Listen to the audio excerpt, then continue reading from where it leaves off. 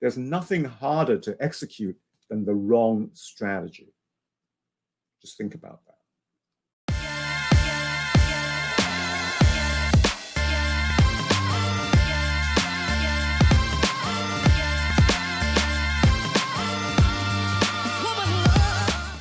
Hello, everyone, and welcome to another week's Masterclass by President Summit. Today, we will address principles for strategic transformation.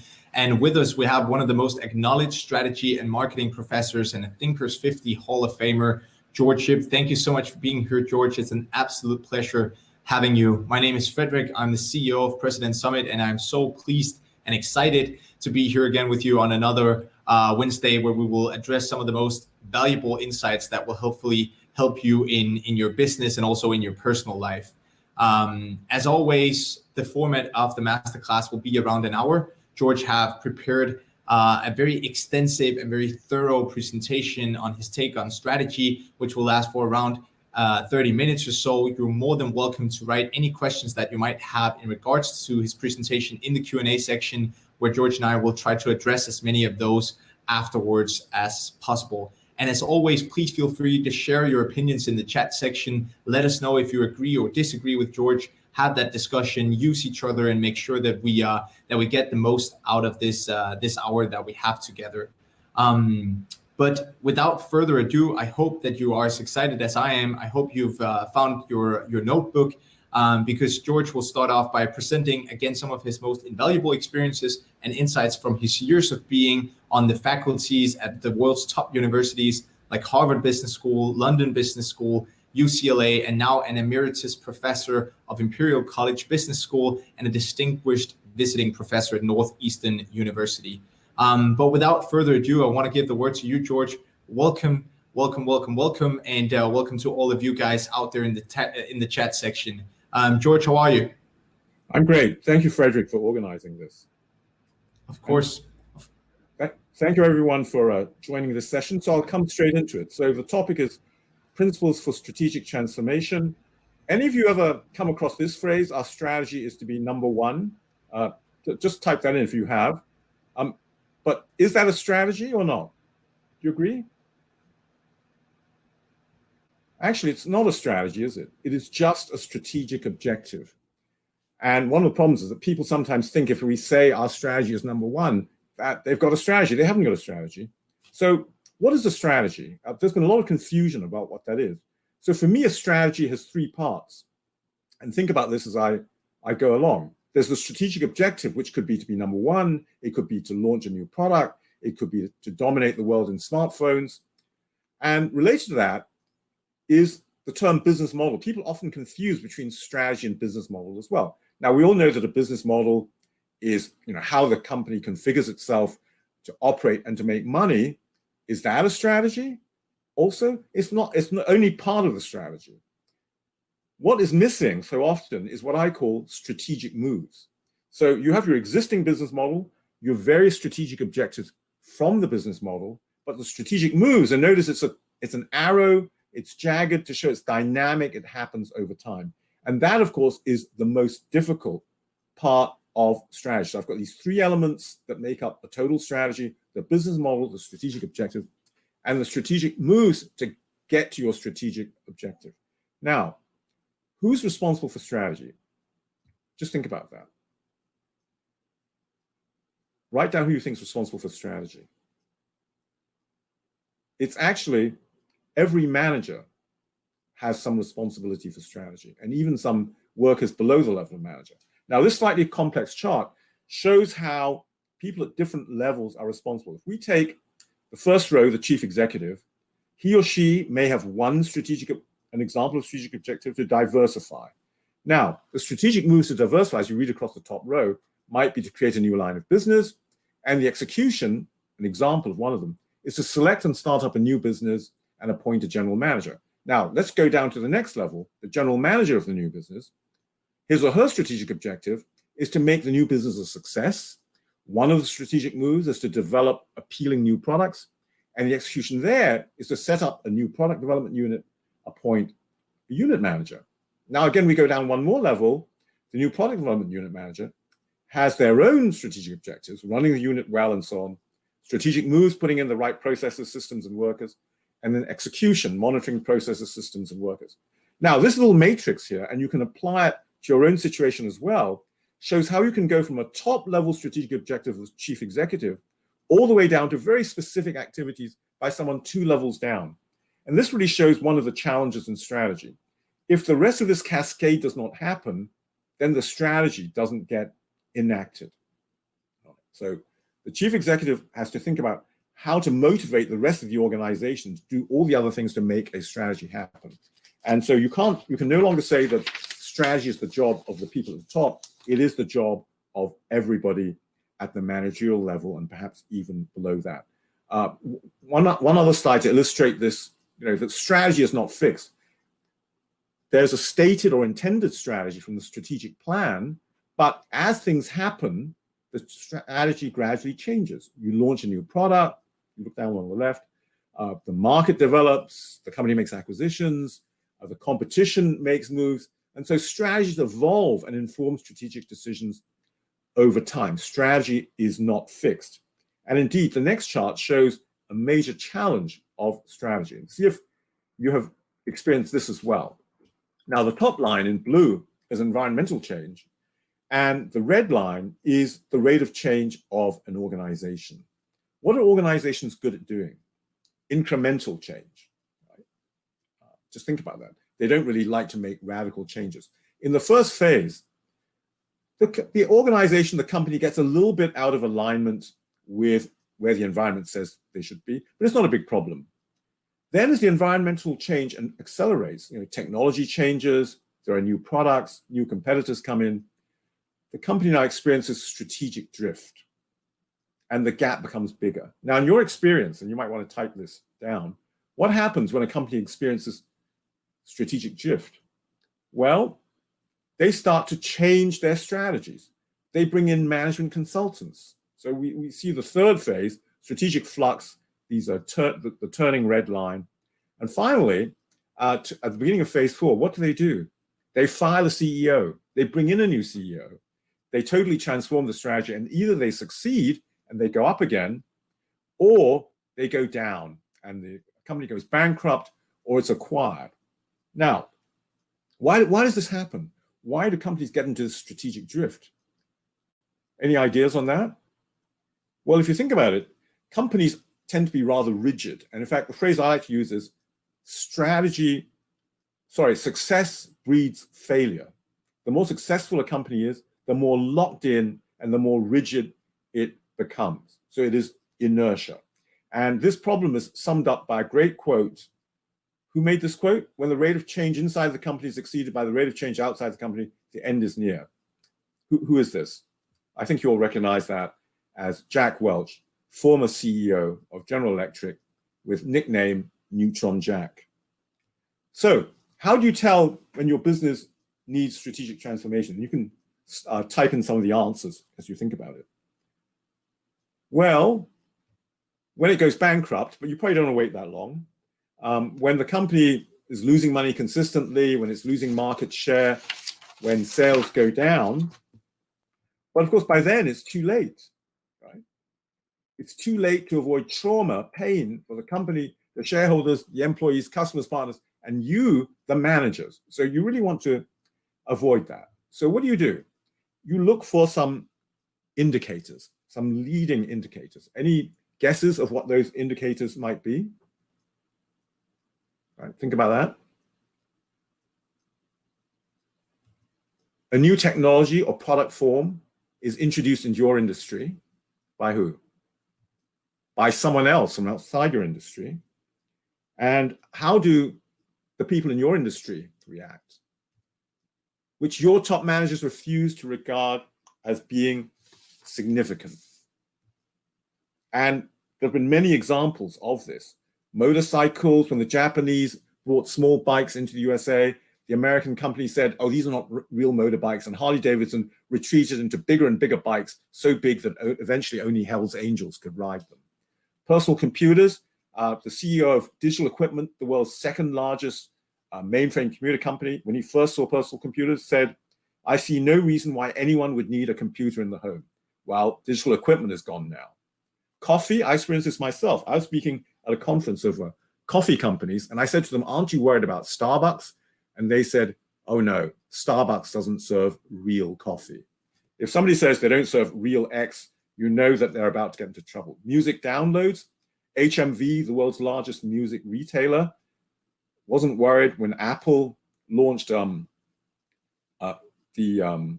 iPod and music downloads. They're out of business. And then when the Apple iPhone was launched, the managers at Nokia weren't worried. One of them dropped it on the ground, it smashed, said, we don't have to worry about Apple. And even I fell into this trap. I was at a conference in 2014 giving this kind of talk, and someone said, aren't you worried about online education? I said, no, I'm not worried about online education. That is not a real MBA. And one of the managers said, you seem to have just fallen into your own trap. And I said to him, you're quite right. And 2 years later, I was teaching online. So even I am not too old to learn a new trick. So I hope all of you are not too old to be able to transform yourself and your capabilities at all. And I was able to do this because Imperial College Business School is one of the world's leaders in online education, and in fact, developed its own technology. It made it relatively easy for professors like me to learn how to teach online. And boy, was I glad of that when the virus hit this year. So we were prepared for that. I certainly wasn't anticipating that when I learned how to teach online. So again, how do you anticipate the need for strategic transformation? Right? Sales and profits are good, but the most innovative, fashionable, desirable customers desert you. Great example is Cadillac. It wasn't that General Motors managers were that dumb.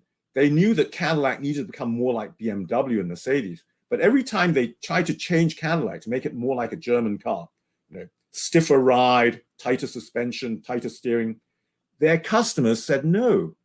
Who are the Cadillac customers? The average age of a new Cadillac buyer is over 65. They were held back by their customers. In the 1990s, I was teaching the 3 regional sales directors of Nissan USA, and I asked them, what kind of people buy your cars? Who are your customers? And they said, losers buy Nissans. So that's not a very good customer base either. That was back in the 1990s. And other indicators, customer loyalty and retention declines, the smartest employees don't join you, and your company is worth more broken up. Have you seen these problems in your companies or in your client companies? You do not want to get into this situation. Now, let me give you one example. There are many of successful transformations. British Airways used to be state-owned. And it was so bad that people said BA stood for bloody awful. And one of the rules they had for flight attendants in a book said, as you walk down the aisle of the plane, do not catch the eye of a passenger. Otherwise, they will just ask you for something. How's that as a formula for great customer service? So eventually they were privatized. They brought in a new CEO, the former CEO of Avis, who are very good at service. By the way, do any of you remember the advertising slogan for Avis? What was that? We're number 2, we try harder. This is a bit of an aside, but Avis has now been trying harder for 30 years. Where are they? They're number 3. So don't try harder, try different. In fact, who's number 1 in the US market now for rental cars? Enterprise Car Systems. They went in with a completely different business model, serving a different customer base, which was the replacement market. And the irony is that although they didn't start in airports, they are now in airports. So there's also a sequencing aspect to strategy. Anyway, new advertising campaign for British Airways, the world's favorite airline. When they first did this, the customers laughed. They said, you must be joking. But having got this advertising, they had to live up to that motto. And even more, the employees who also laugh had to live up to being the world's number 1. And they started to improve their service. And the airline taught the British they taught the staff to do very un-British things, such as smiling at their customers. They also taught them to do something that the British are very good at, which is apologizing. So combining those 2 things. And product innovations. British Airways thought, what are we really selling when we sell a first-class seat across the Atlantic from New York to London? It's not the best steaks and the best wine. We're selling the best night's sleep. And from that insight, they came up with serving dinner in the lounge before the flight, flatbed seats, and serving breakfast and offering showers in the lounge in London at the other end. And as a result of that, they became number one among world business travelers in surveys for many years. So a few years ago, I and two other colleagues did a huge study on 215 of the largest public UK companies looking at strategic transformation, the ones who managed to transform themselves before they hit financial problems. And from that study, which was very well received by the Financial Times, we found 4 traditions of transformation. Do you recognize any of those? You had to start with continuity. You couldn't just jump around all the time. And then you had to anticipate changes that were coming in the market. And then perhaps the most important one was contestation.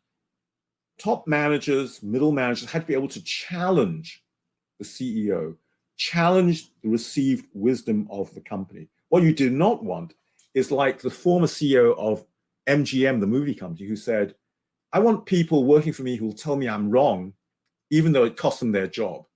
Right? You don't want that. And so the companies we studied, like Tesco and Cadbury Schweppes, really encouraged people challenging the received wisdom. And the fourth link in that was mobility, bringing in fresh blood from outside. And your companies have all 4 of these aspects of being able to make strategic transformations. And the other key thing we learned was to create a virtuous transformation cycle. So at the top, some managers anticipate drift in the strategy. Then an alternative coalition just below the top emerges. And they prepare for transformation behind the scenes. They don't challenge yet. And they wait for what we call a happy accident. There's a crisis in the company. Don't waste a good crisis. And then they seize power, really, to change the strategy. In fact, as an example of this, at Tesco, the contestation and the crisis was so great that at one point, 2 of the senior directors grabbed swords. They happened to have swords hanging on the wall of the boardroom. They grabbed swords and started fighting each other in an argument over strategy. That's the kind of free debate that you want. People willing to fight each other in the boardroom.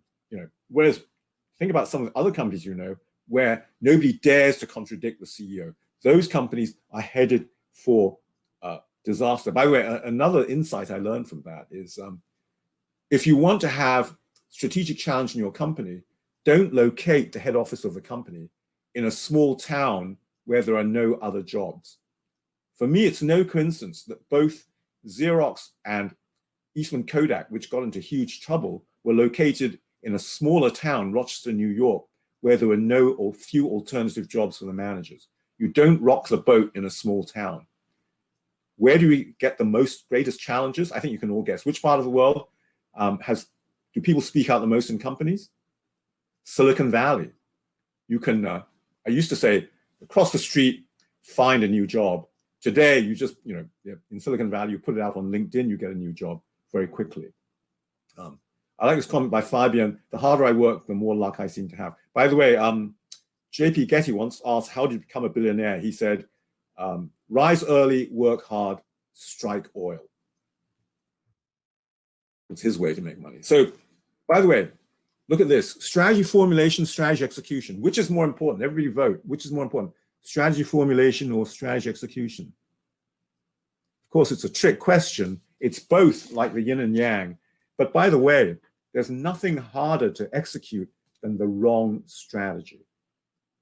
Just think about that. Right? It's both, but in the end, you have to have the right strategy. It's very hard to execute the wrong strategy. So to summarize this, a strategy is a journey, not a destination. And the best strategy ideas are the outcome of a creative process thoroughly grounded in deep knowledge and understanding of both the external and internal environment, with some creativity. What's a great example of that? Jeff Bezos with Amazon.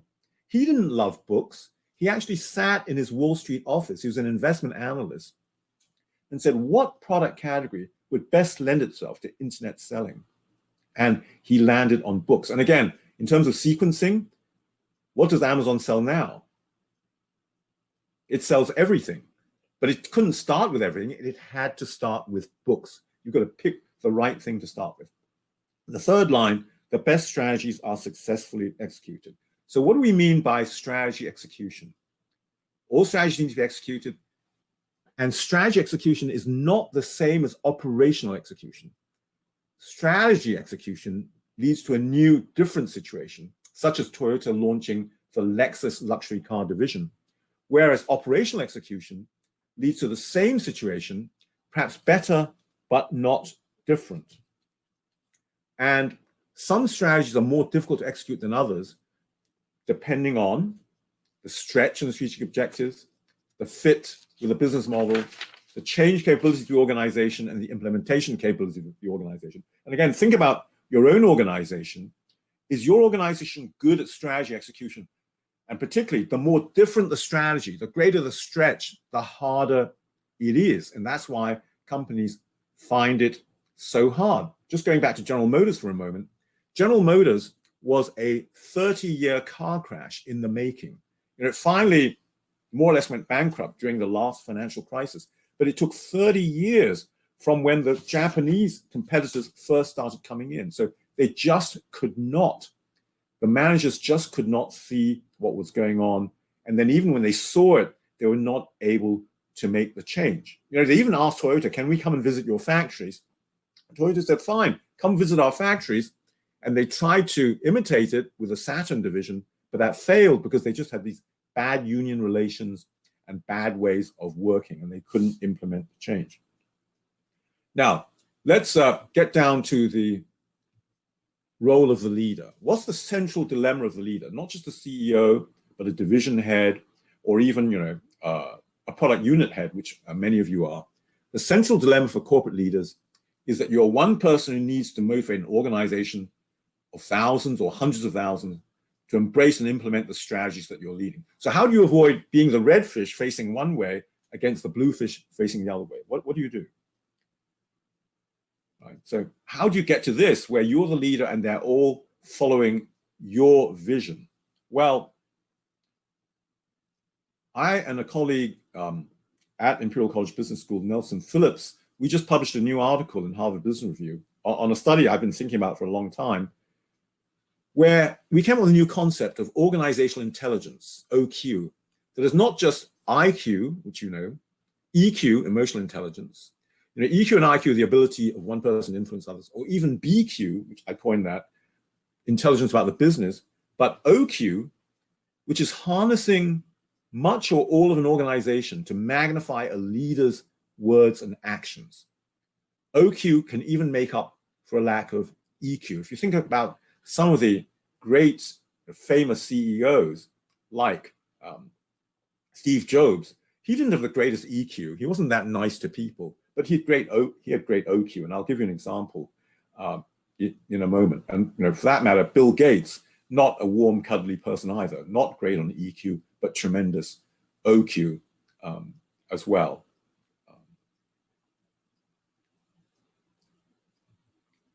So we found 5 competencies that I'm going to talk about briefly: to send messages that reinforce the strategy, to foster an ethos, to use action strategy to rebel from the top, and to stage moments of theater. And again, think about whether your companies can do this. I'll give you examples of each. So one of my favorite military quotes, England expects that every man will do his duty. Look at that. An 8-word message that led men to be willing to die to achieve Admiral Nelson's objective. Of course, he himself died achieving that objective. Now, coming back to business, Huawei, the most feared Chinese company. What is their ethos? The wolf spirit of Huawei. The CEO also likes to talk about suffering. Huawei people, especially the leaders, are destined to work hard for a lifetime and to devote more and suffer more than others. They show this ad of a ballerina and how much her foot was deformed to achieve, her expertise. Destined to suffer to work hard for a lifetime and suffer more than others. How's that for a great recruiting slogan? But by the way, this is what you're up against when you're competing with Chinese companies. The Chinese really do suffer. And I spent 5 years working at the top Chinese business school. Che ku, Chinese have a saying, to eat suffering. The third one is to use an action strategy. it's easier to act your way into a better way of thinking than to think your way into a better way of acting. Another way of thinking about this is attitude follows action. So I applied this when I was dean of Rotterdam School of Management. Get people to act, and then after a while, they'll believe your strategy. So I found that I could have argued with the Dutch for my 4-year contract, and they wouldn't have believed the strategic change I wanted to do. So I just had action strategies to get them acting and seeing that it would work. Another simple example is, if you want your workforce to become more customer-oriented, don't lecture them about being customer-oriented. What British Airways did was it said, smile at the customers, that's an action. Apologize, that's an action. Answer the phone within 60 seconds, that's an American Express action.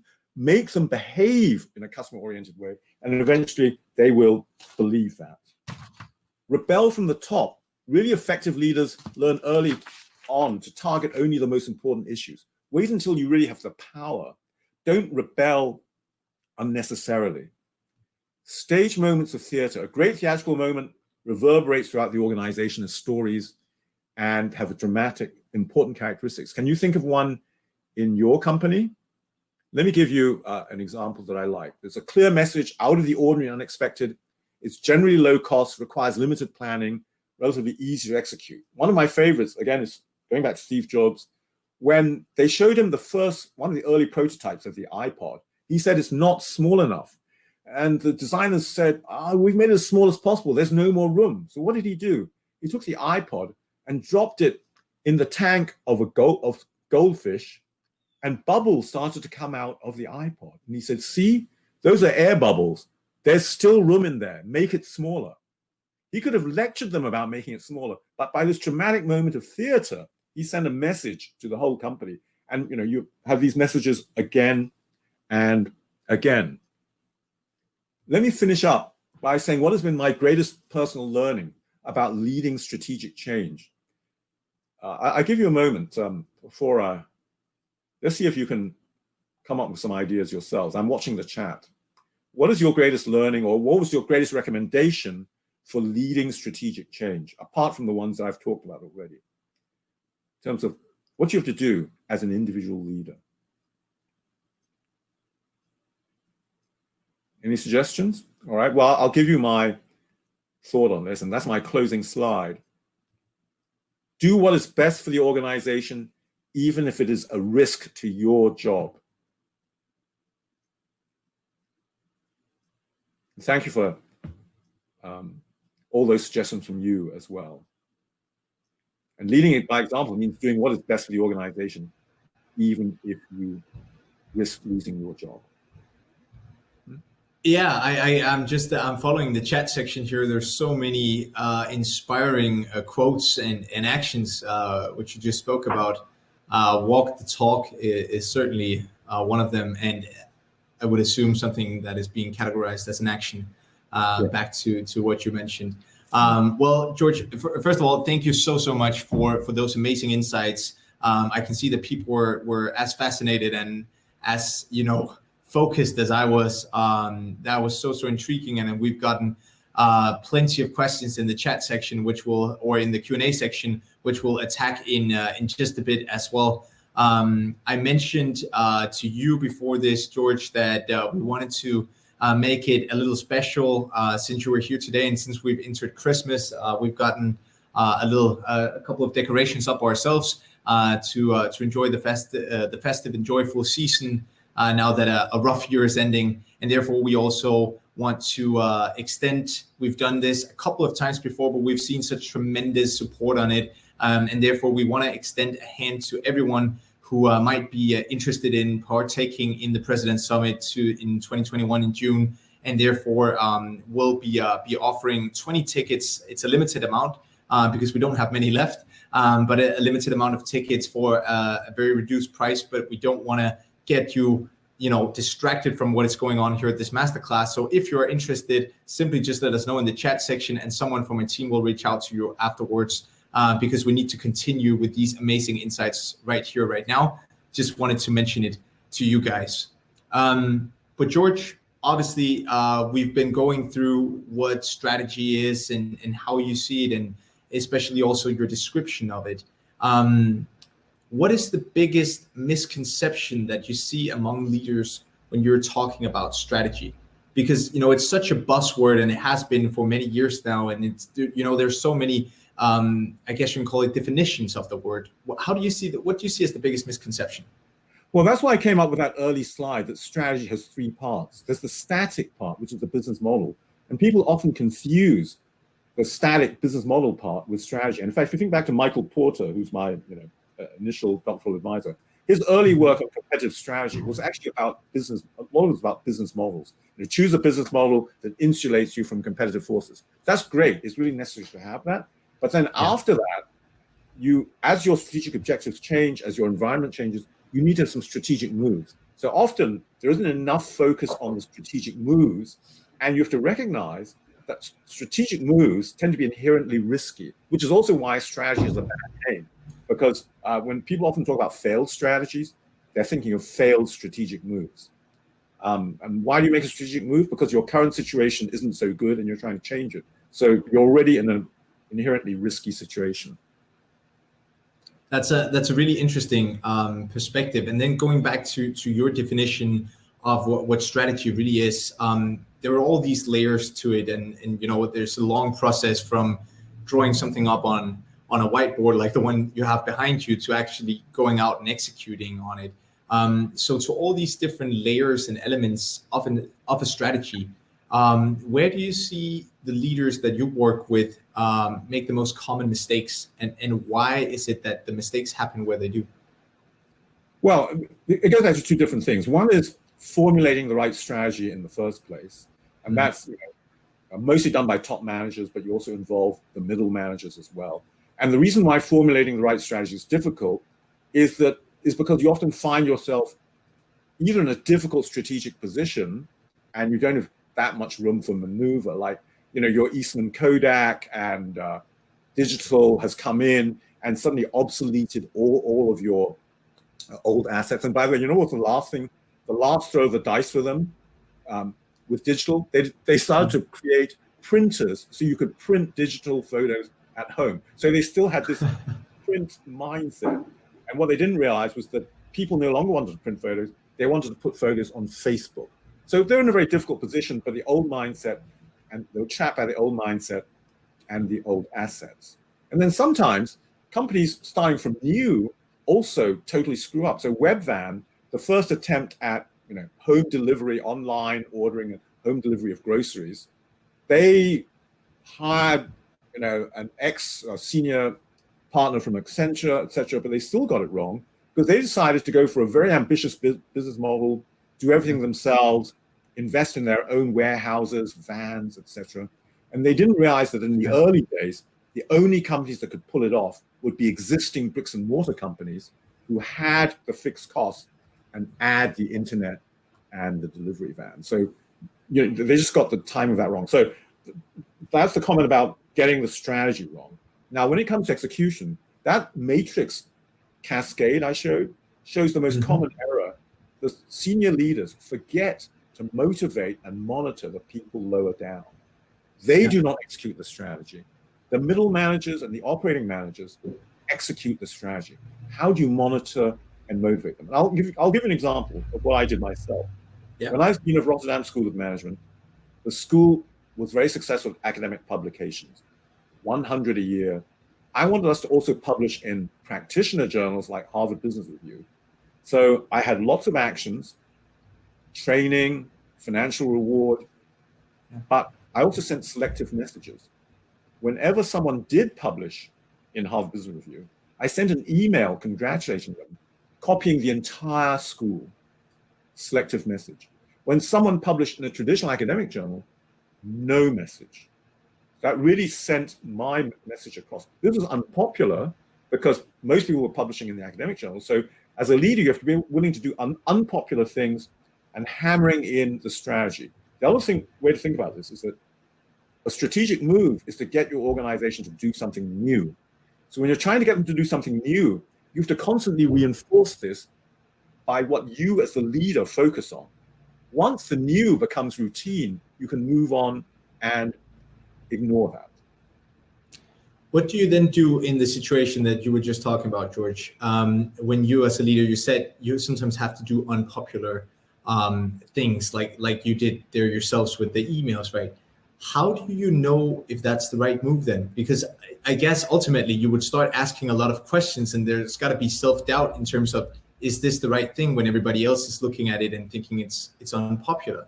How do you know then as a leader if it's the right thing to do?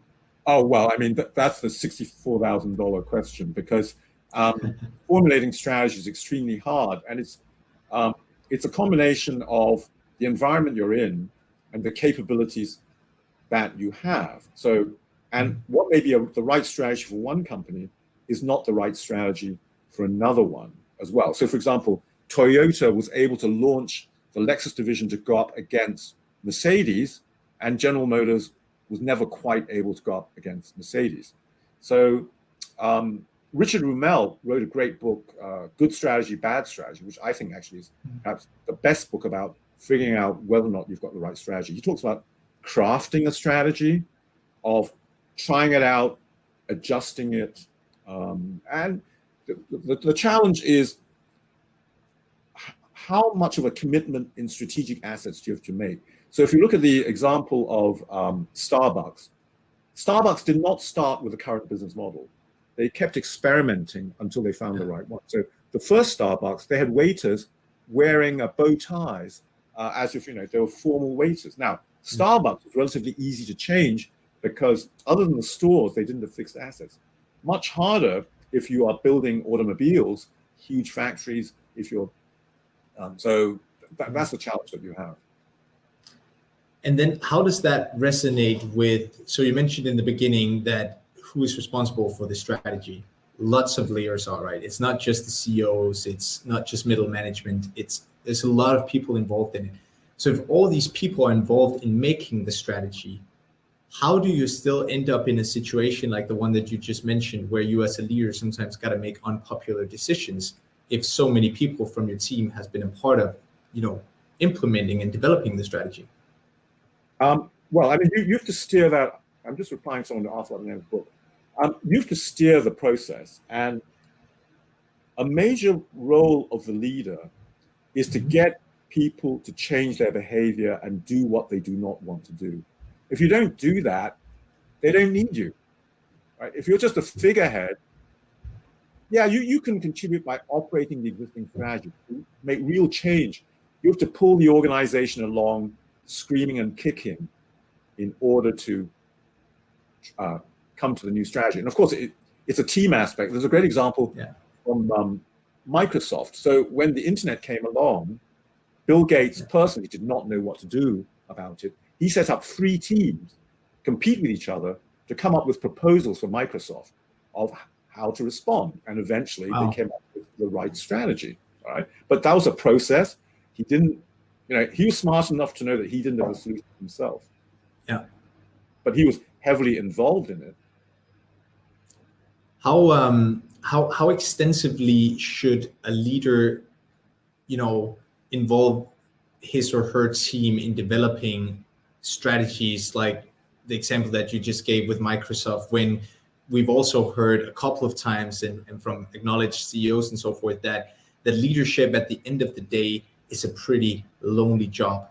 How does that resonate with involving the entire team in terms of developing strategies and so forth?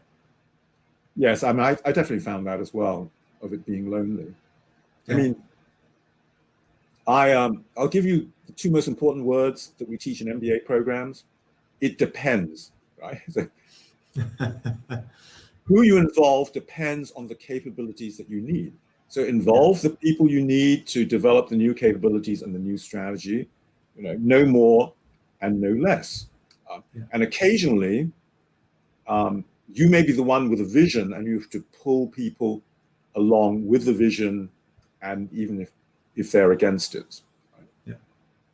And so when you're sitting there as a leader, and it's sort of a lonely job, that which you just mentioned, and you're obviously looking for advice. Any good leader would always gather as much data and information and try to make the right decision based on that.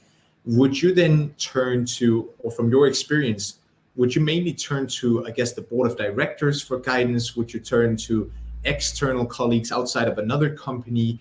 Where would you go and seek that advice? Yeah, the board of directors is a very strange animal, and nobody has solved the problem of boards of directors, because directors don't know enough to really manage the company, but they know enough to be dangerous. So, in the end, the operating managers, the CEO, etc., they develop strategies and they propose them to the board, who reviews them. And sometimes the board can come up with new ideas, but we've seen enough examples of terrible car crashes, like Enron, where the board just wasn't close enough to see what was going on. So there's always this difficult dance between the operating executives and the boards. I have to say I prefer the European model, where there's a separation between the chairman and the CEO. I just don't like the American model. It's like, the American model, you're marking your own homework if you're the chairman and the CEO at the same time. Yeah, sure. I can follow that. So what is, based on your many years of experience in research and so forth, now that we are on topics such as board of directors, how would you, I guess, recommend people to use their board of directors? In what way have you seen them work, and be tremendously beneficial versus this might not be the best possible way to utilize them? Well, focus less on the routine and on operations, and focus on the big issues. Genuinely ask for their advice. Genuinely ask the board for their advice. And in fact, quite often you should say to the board, I don't know the answer. We don't know the answer to this yet. What's your advice? And then, of course, the next time you see them, we've thought about your advice and we've moved our thinking forward, and here's something more solid that we propose to you. It's very interesting. Yeah. Okay. Wonderful. I think that at least to me makes a ton of sense. And of course, to anyone, to all of you out there, please tune in with your opinions in the chat section as well, and maybe in how you involve your board of directors and so forth. George, one of the questions that we've gotten is, can simply, wanting to make more profits or create more revenue, is that a strategy in itself? Well, no, that's not a strategy. That's an objective. Yeah. So making money is an objective, and you can have different. Go back to the cascade. Every company wants to maximize profits, make money, revenues, etc. So below that are then how you're going to do it. And in fact, if you're a diversified company, different divisions have different roles. One division is a cash cow, producing a lot of profit. Another one is the future star that you're investing in. So already that you've differentiated that. Now, within that, let's say we go down to the division that is a future star that you're investing in. You then have different objectives. You're exploring different things. What different moves do you make? I think I guess that makes a ton of sense in terms of what it is that you've described strategy as, the definition of the strategy. And obviously, George, we can't talk about strategy and then not go to the world famous quote, "Culture eats strategy for breakfast" by none other than Drucker, right? Peter Drucker. What is your take on that? Being a strategy professor, do you agree with that? Can you cope with that? What is your thinking of it? I mean, what he actually meant was that strategy needs to be implemented by an organization. And if the culture is, well, it's two things. One is change strategies. So if you've got a change strategy that goes against the culture of the organization, you may not be able to do it. Okay, so that's where culture eats it. The other one, he may be talking about how, for example, you really see this with the Japanese companies in the 80s and 90s ate the lunch of American companies. American companies were actually better at strategy, but the Japanese simply had a better culture of execution and efficiency. But in the end, it's hard to beat a really superior strategy, a brilliant one like an Amazon strategy. The culture followed the strategy. So Amazon didn't develop a culture first. By having the right strategy, the culture followed. Now, there are some other counterexamples. Apple, of course, culture's been very important from the beginning. The culture of being innovative, going for the best design, changing the world. So there, the culture is really important. But again, the two aspects interact. And of course, there are plenty of companies with not very good cultures either. Are there any particular companies you're thinking of there? Well, I mean, like the old General Motors did not have a good. The old General Motors did not have a good culture, and it didn't help that they were located in the interior of the country where they were not exposed to the innovations on the two coasts. Yes, and so when you say they did not have a good culture, why didn't they have a good culture? What made it a poor, bad culture? It was highly hierarchical. Actually, let me give you one that is an even deeper example. When I was in the UK in the early 2000s, Marks and Spencer, the famous retailer, was just about to get into trouble. And I sort of saw a leading indicator of this because they had did an interview with the director of human resources, and they said, who do you recruit? He said, we recruit hundreds of university graduates each year. But one, we ignore the quality of the university they went to. Two, we ignore the quality of their degree. Three, all we care about is how they do on our standardized test. What sort of culture does that lead to? It's uniformity. They only hired people who fit into the one mold, and it was a very conformist culture that led to disaster. So Marks and Spencer's lunch has been eaten by more innovative retailers.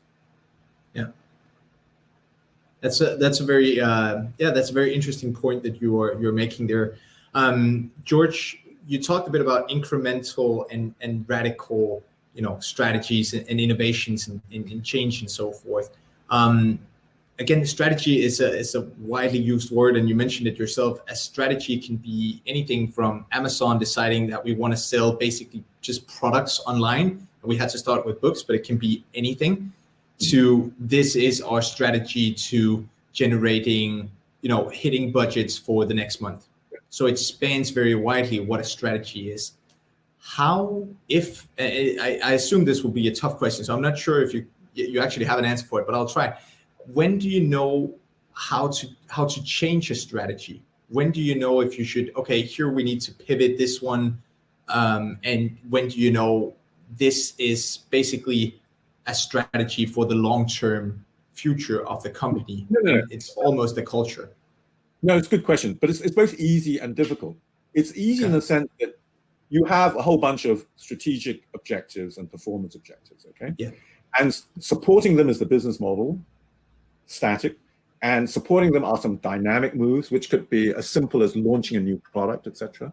Right? So if those are working to meet your strategic objectives, fine, you keep the strategy, which means the business model, the strategic moves, and the strategic objectives. Remember I said the strategy is made up of those three different parts.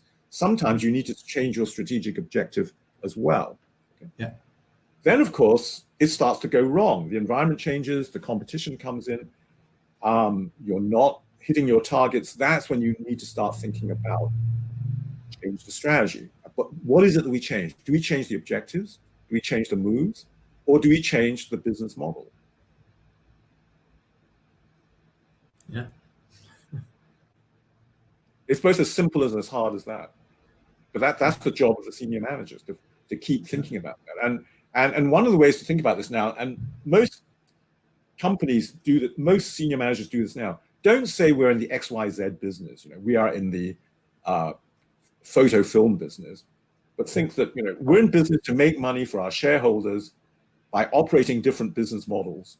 And we will change the business models, we will change the business as necessary. If we go back to Nokia, which was successful for a very long time, yeah.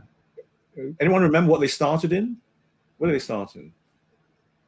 You're Scandinavian, you should know. They started in rubber boots and forestry, right? So at some point, they pivoted to mobile phones because they saw the opportunity, because in Finland, lots of people had country cottages where there was no fixed line reception. And Finland was the perfect country to launch mobile phones. They pivoted away from those previous businesses. Of course, sometimes you can go too far. So in the 80s, the Japanese electronics companies, entertainment, Matsushita, Sony, they said this: we make entertainment hardware, therefore we should make entertainment software. Very seductive strategic message. What do they do with that? They bought movie companies, a total disaster.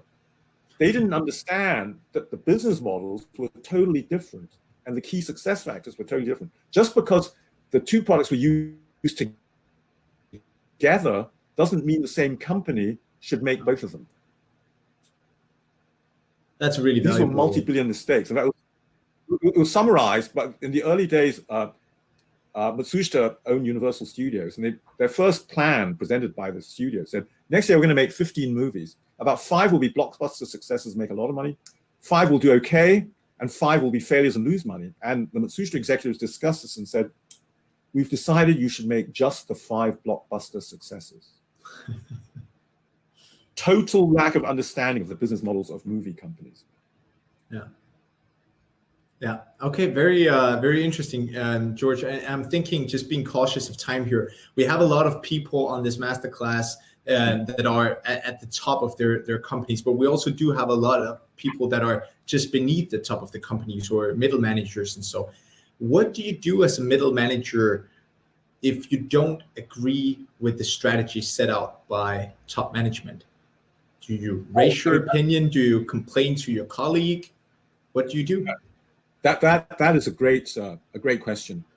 It is actually the duty of the middle manager who does not agree with a strategy to, one, really investigate to see if they are correct or not. And if they're correct, then they need to speak up. Now, there's 2 ways of doing this. One, they can directly go to the top managers who may or may not listen to them. Alternatively, they may actually deliberately sabotage the intended strategy and change it in a better direction. Yeah. This happened at Intel, actually, where the operating managers steadily moved the business in a new direction without the top managers agreeing. And then finally, when the top managers realized they wanted to make the move, they were ready to do that because the middle managers had led the way. So yes, it is the duty of the middle managers to challenge a strategy. Now, sometimes the middle managers also do this when they shouldn't. And so the top managers have to monitor this carefully also. I actually experienced this in consulting because in the 80s and 90s, all the American retail brokerage firms wanted to move away from pure stocks and bonds to additional, more complex products. But who were the middle managers? The stockbrokers.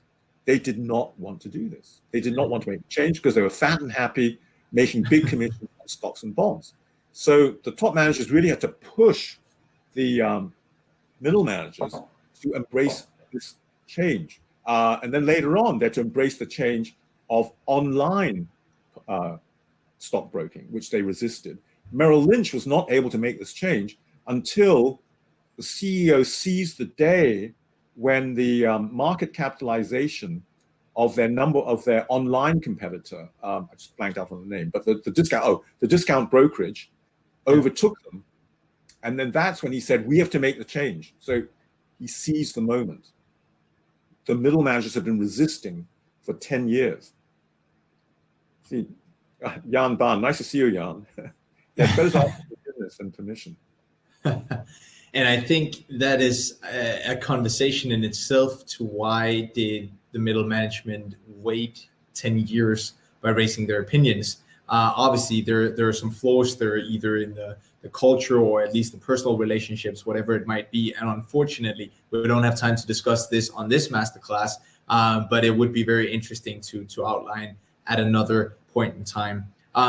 Just before we round off completely here, George, we always try to make this as conceptual and actionable as possible with these masterclasses. So to all these leaders that are tuning in right here, right now, what is your number one advice or top two advice that you would recommend them to do tomorrow to help themselves and their companies? For the top leader, think about what's the greatest barrier, one, what is your most important strategic objective right now? And two, what's the greatest internal barrier to that being achieved? And work on that. With those words, I hope you all noted them down, because that is certainly some very, very valuable advice. George, before we say goodbye to you and thank you again tremendously for spending an hour of your precious time with us, I want to ask if you would be ready for some quick top of mind questions in our famous lightning round. Yep, sure. Wonderful. We've done this a couple of times before, so I hope everyone are as excited as I am. The number one question, George, would be, what is the best advice that you have ever been given? Oh my God, that's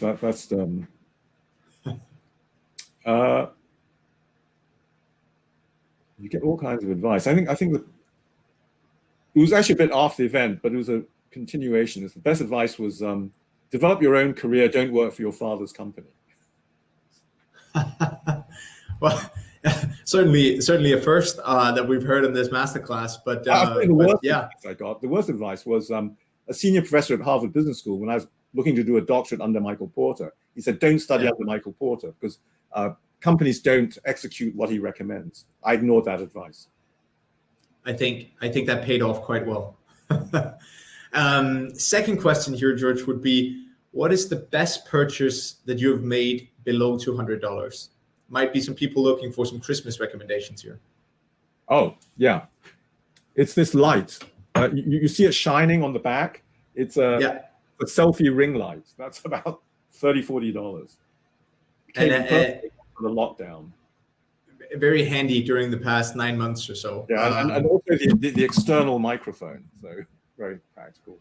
We actually had a masterclass just last week with Julian Treasure, who is one of the most viewed TED, or actually the most viewed TED speaker in the world, who spoke about listening and communication and gave great advice to the lights and microphones there. So definitely worth noting down again. George, what is the best hobby or routine that you've picked up during COVID? Well, I'm doing a lot. We adopted a dog in April. So Amazing. We used to have a dog. We hadn't had one. So we got a lockdown dog, and I'm living with my wife in rural Maine. So we got a dog. That's the best thing we picked up. I hope it will remain, even though lockdown hopefully ends soon. Oh yeah, absolutely. The dog has tenure. Yeah. Okay. Perfect. The last question here, George, would be, what person inspires you the most at the moment? So not necessarily all time, but just current.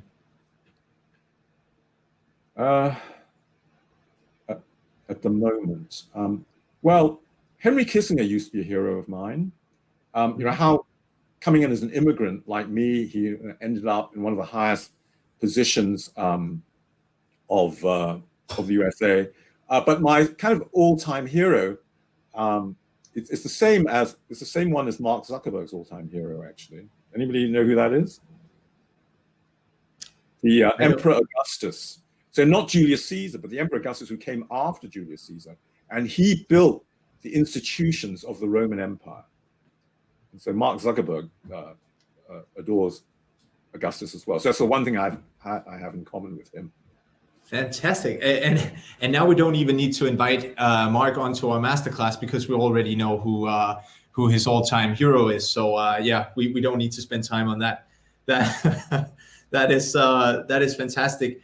George, we have about 1 minute left here. I just want to say thank you so much for sharing your invaluable insights with us. Thank you to all the people who tuned in, who participated in the chat section, in the Q&A section. All the people who are interested in partaking in the President's Summit in June next year.